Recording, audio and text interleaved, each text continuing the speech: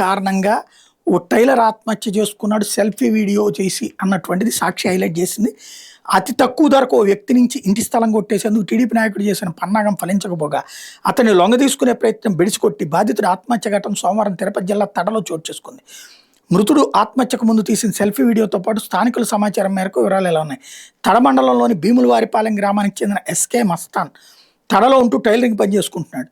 మస్తాన్కు బిఏపాలెం గ్రామంలో మసీదు వెనక 2.5 సెంట్ల స్థలం ఉంది. దీని మీద కన్నేసిన అదే గ్రామానికి చెందిన ఎం గఫూర్ మద్యానికి బానిసైన మస్తాన్కి ₹1,00,000 ఇచ్చి స్థలం పొందేందుకు ప్రయత్నించాడు. నగదు తీసుకున్న తర్వాత విషయం మస్తాన్ కుటుంబ సభ్యులకు తెలిసి విక్రయం నిలిచిపోయే పరిస్థితి నెలకొంది. దీంతో మస్తాన్ మీద గఫూర్ ఒత్తిడి పెంచుతూ స్థలమైనా ఇవ్వు లేదంటే తాను ఇచ్చిన డబ్బు వెంటనే కట్టమంటూ వేధించడం ప్రారంభించాడు. పైగా 2 రోజుల క్రితం గఫూర్ తన కుమారుడు ఇక్బాల్తో మస్తాన్ ఇంటికి వచ్చి అతని కుమార్తెలు భార్య ఎదుట అవమానకరంగా అసభ్యకరంగా మాట్లాడినట్టు తెలిసింది.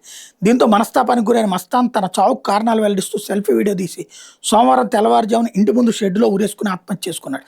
తడెస్సే కేసు నమోదు చేసి మృతదేహాన్ని పోస్టుమార్టం నిమిత్తం సూళ్లూరుపేట ప్రభుత్వ ఆసుపత్రికి తరలించారు. తమిళనాడు పారిపోయే నిందితులను పట్టుకునేందుకు పోలీసులు రెడ్ హిల్స్కి వెళ్లారు. ఇదిలా ఉంటే గఫూర్ టీడీపీ అధికారంలోకి రాగానే గ్రామంలోని మసీదు స్థలాలు ఇతరత్ర వివాదాస్పద భూములను విక్రయించి సొమ్ము చేసుకుంటున్నాడని గ్రామస్తులు చెబుతున్నారు. గతంలో బక్రీద్ సందర్భంగా 2 ఒంటెలను బీవీపాలెం గ్రామానికి తెచ్చి వాటిని చంపి మాంసం విక్రయించినట్టు కూడా వాళ్ళు చెప్పారు.